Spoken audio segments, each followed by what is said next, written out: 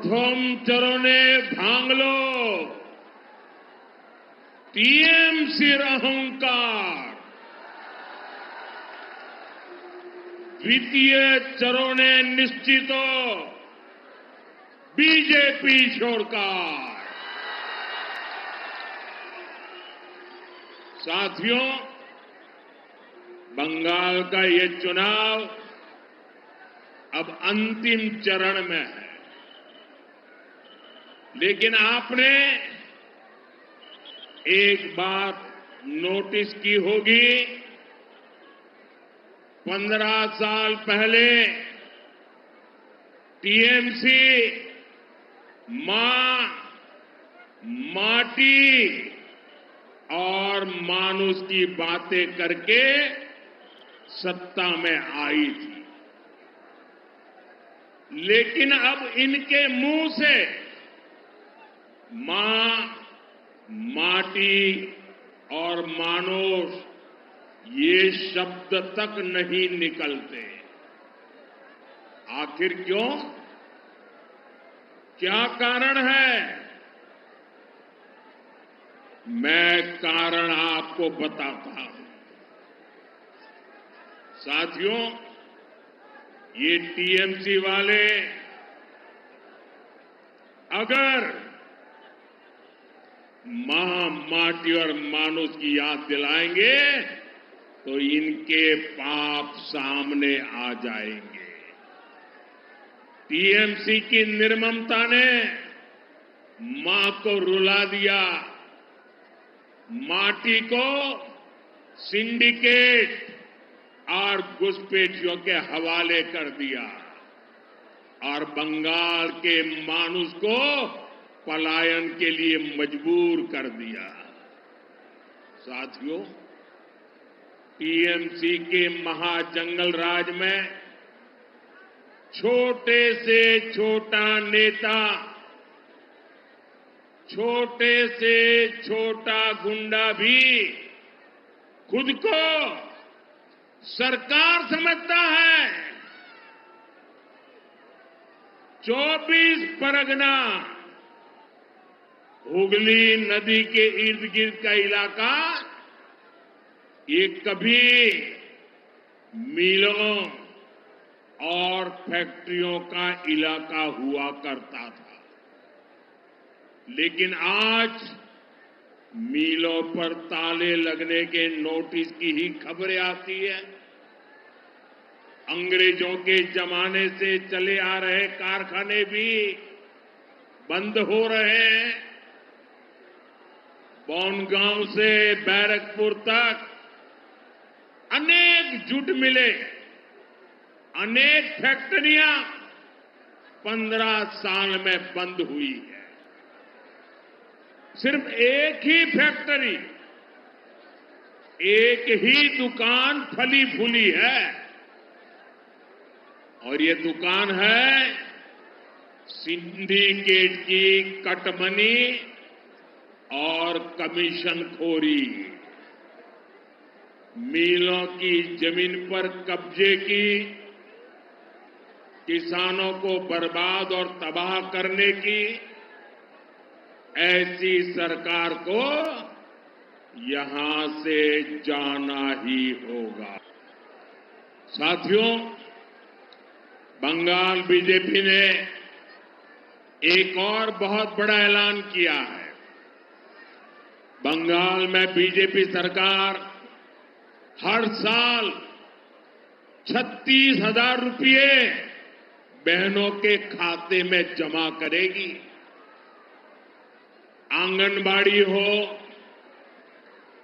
अन्य महिला health workers हो, उनके वेतन भत्ते को लेकर भी बंगाल बीजेपी ने बड़ी घोषणा की है।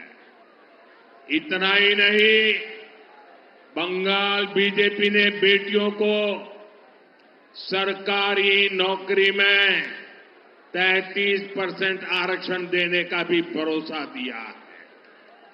यानी बीजेपी की डबल इंजन सरकार का बंगाल की बहनों बेटियों को डबल फायदा होगा।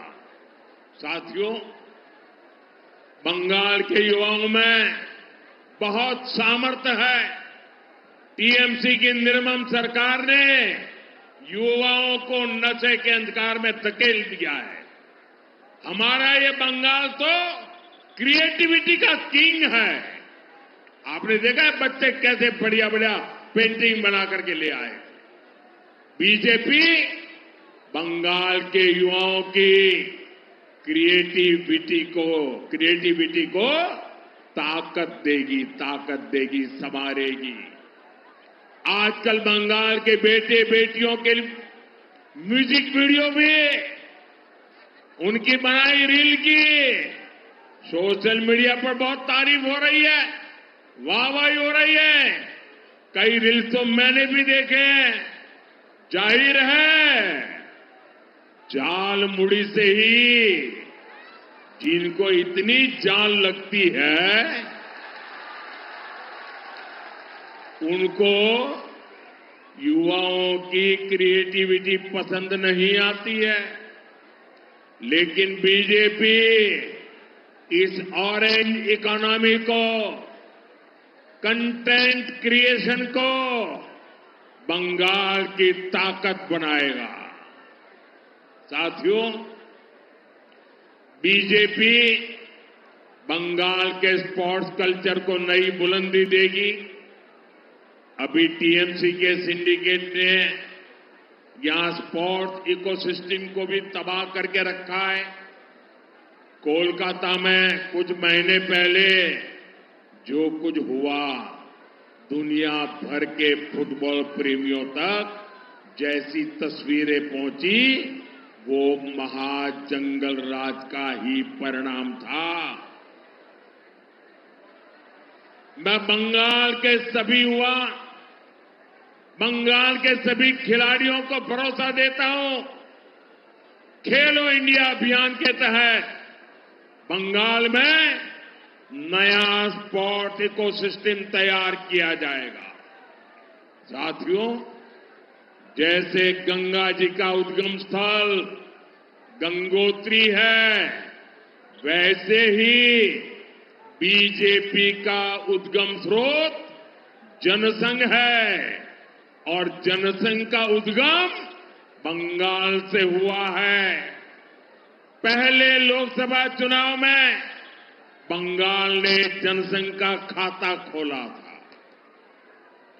तब कोलकाता से डॉक्टर श्यामा प्रसाद मुखर्जी भी जीते थे।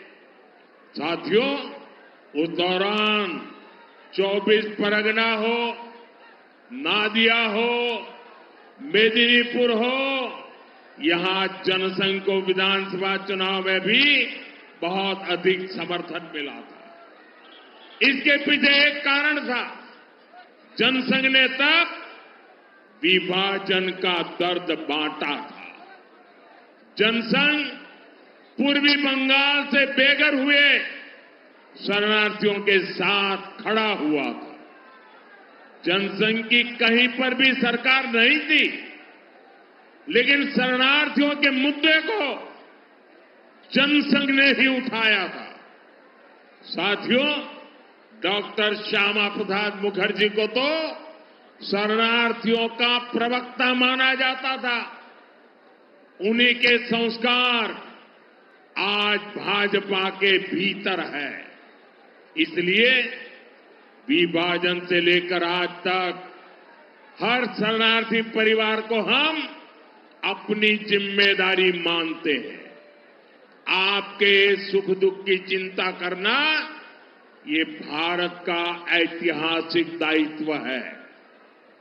इसलिए मोदी सीएए कानून लेकर आया, वरना दशकों तक ये काम क्यों नहीं हुआ था।